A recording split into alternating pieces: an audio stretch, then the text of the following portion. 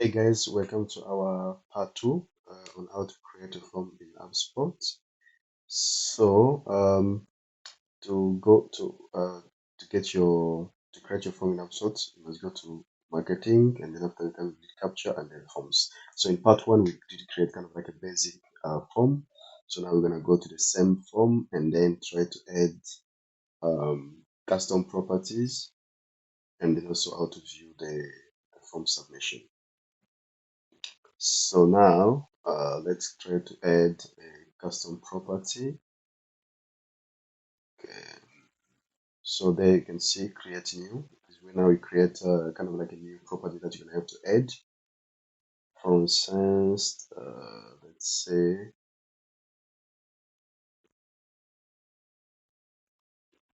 you can call this one custom property. Let's just give it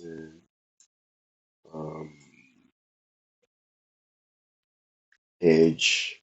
Yeah, let's say for instance age, and then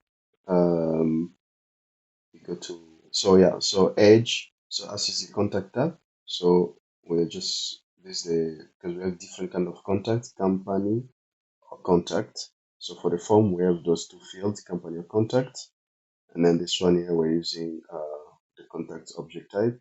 If you want to add a description, you can add a description there. So we just add age and then the single line text type.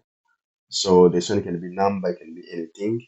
Yeah, we just for testing purposes, we just put single line text there and then create. So now once you create your the property, it's gonna pop up here. So there you have make this field required if you want this field to be required, or if you want this field to be hidden. So and then after that here just kind of like a help text, like a new instruction, as you can see there. So if you have anything that you want to put, you can say there. And then here you can be like press orders, enter your age, for instance. Yeah, so enter age, and or if you want to have a default value, there you can put later for instance default value, for instance 24. Yeah. Okay, so this is the way that you create your custom property. So you can add it there, or you can you want to move. This is the way that you move property, the property field inside Hubspot. You can make it two columns. For instance, you want to have first name and last name. Drag it like this, drop it there, and then after that you have your age, and after that you have your GDPR name.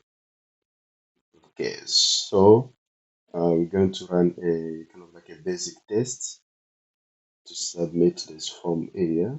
So publish change, and then we have share link.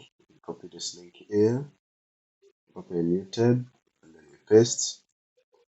So now we're gonna do kind of like dummy, a dummy, a dummy test here. Let me see. Test at gmail.com.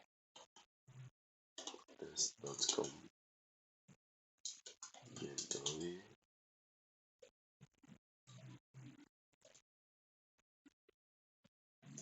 Okay. And put the age there. Agree. Then after that, you submit.